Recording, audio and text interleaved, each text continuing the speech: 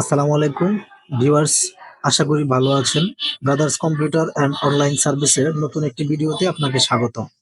আমরা জানি গুগলে আমরা সারাদিন স্মার্টফোন হোক কিংবা ডেস্কটপ হোক নানান ধরনের বিষয়ে আমরা সার্চ দিয়ে থাকি, যেগুলো আমাদের গুগলে সার্চ হিস্ট্রিতে থেকে যায়।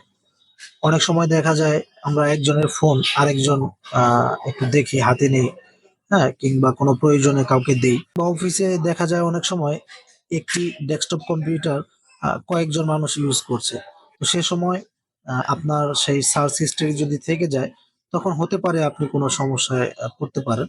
সেজন্য আমরা আজকে শিখব কিভাবে গুগল থেকে আপনার সার্চ হিস্টোরি ডিলিট করতে হয়। তো বেশি কথা না বাড়িয়ে চলুন শুরু করা যাক।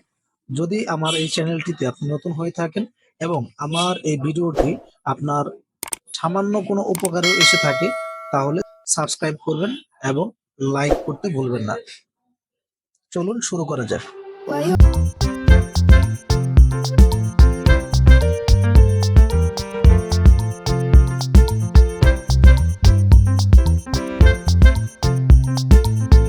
এখান থেকে চলে যাচ্ছি গুগল ক্রোম ব্রাউজারে। আমরা সার্চ করব মাই অ্যাক্টিভিটি।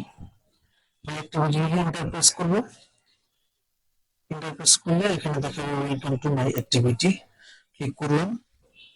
এখানে দেখানো হচ্ছে আমাদের অ্যাক্টিভিটিস গুলো, আমরা যা যা সার্চ দিয়েছি সেগুলো। এখানে দেখতে পাচ্ছেন ডিলিট বাটন আছে।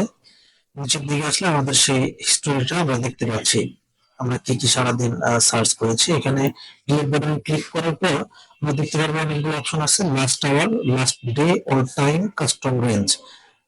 আপনি আপনার ইচ্ছা মতো যে কোনোটা নিয়ে নেবেন। আমি অল টাইম সিলেক্ট করলাম। এখান থেকে সব সিলেক্ট করা থাকবে, আমি নেক্সট দিয়ে দিচ্ছি।